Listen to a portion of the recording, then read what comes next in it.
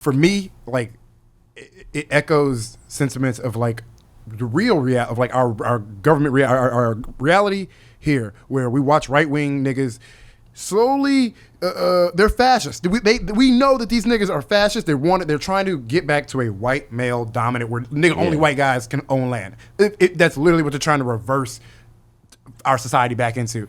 And I feel like it's a deeper cultural, like psychological thing that like they're going through, and it just trickles down into comedy. These niggas don't even realize they still see white men as an authority figure, and like what they say is what is, and like it's like, I can say these words, come on. Like I think it literally, to me, it echoes white supremacy. I cannot disassociate this society, this country away from these guys trying to be like, I should be able to say what I want. I should be able to. I feel like those are you're trying to traffic in these right wing. It's the same thing with the like I'm just asking questions thing, like Matt Walsh thing. I don't know if you know the What Is a Woman doc. Oh my god! And then it's like on Twitter, he's literally quote tweeting someone saying like, it should be illegal to transition, period. And he's like, yeah. So it's like, so you are just talking about outright that's fascism. what I mean. It's the same fucking dynamic as like, when you see somebody post some shit on Instagram that's like an article about a trans athlete or some other controversial thing, and the caption is just thoughts. Yeah. Can I get any type of engagement? It doesn't matter what it is. Just what are your thoughts? I don't want to be responsible for the vitriol that goes down in this comment section. But say whatever you want. It's just frustrating because the dishonesty and like people not being genuine, it keeps us from getting to the question of why. Yeah. Why? Like I don't want to be like annoying, but like I'm curious, like as a white person, like if you ever have even just overheard, there's like no it's just all white people around, just overheard some of the rationalizations or sentiments behind. Oh, you're like kidding? My whole life. Where you can parse out, like this is quote unquote white supremacy, and I'm saying quote unquote because there's some people who that's so abstract. It's like, well, what are you really talking about? Mm-hmm. But it's like you can parse it out as white supremacy, but you're like in the context or in the environment, you're just taking in the information. You're just taking in what everyone's saying, and they're not even aware that this is ultimately what it is. Like they haven't collected and organized their thoughts to go, oh no, well, this feeling and instinct that I'm having, it is about what Tucker Carlson is talking about on TV. But it's like I don't know if what I'm trying to get at makes sense. I'm just trying to I wonder to what degree white people and like white men in particular who are, middle class, upper middle class, whatever, like how are they actually interpreting what the quote unquote pushback is? Like how are they interpreting what the quote unquote critique is? Well, it's very delusional, it's very dissonant, and also like to the idea of like if you're a fascist, stand on it, that runs counter to the laziness inherent in fascism. like that doesn't make a lot of sense, really. It's like you're asking them to actually have rationality to like what they're talking about, and the laziness comes from precedent.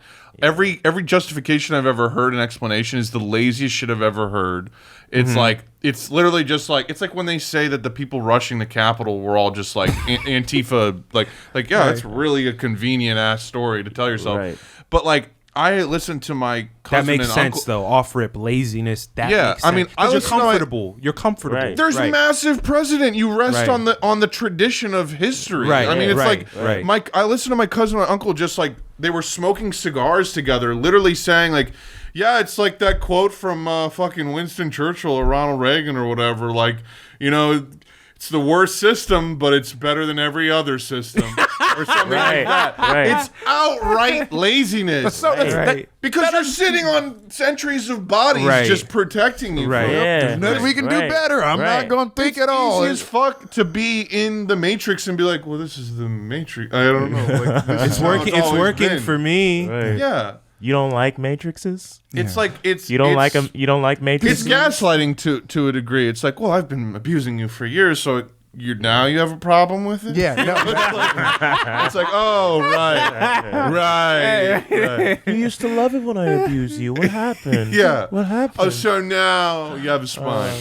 Yeah, I would say it's that. so bizarre to me. And I think about the generational component too, because there is now this existential, ecological, and environmental component to our lives, and specifically for like younger white people that, and I don't talk to like white boys in their, between 15 and 25. That's who you're constantly chatting with online. Yeah, but I'm saying we're the white boys. I'm saying like Zoomers. I'm saying like Zoomers and younger. Like I don't know. I don't have a finger on that pulse. Right. For lack of a better descriptor. Yeah, it's bleak. But yeah, in your assessment. Yeah, I've really tried to. Because a lot of like young white guys really respect me. Like they think I'm really funny, and they'll even like that I maybe have opinions they don't agree with. In fact, I hear that all the time. It's like, I don't agree with what you say, but you're so funny. And it's like, so I have maybe with like people I work with, because I'm in business, so everyone's just right wing basically. Right. And so you'll try to talk to them, and it'll literally just be like, it's really the laziness. It's so fucking easy to just not have to dig deep at all, because it's the insulation again. It's just there's nothing challenging you.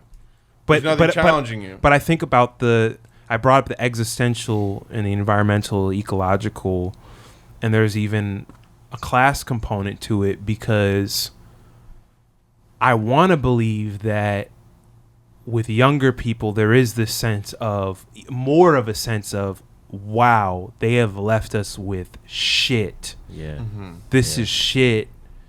I'm getting fucked.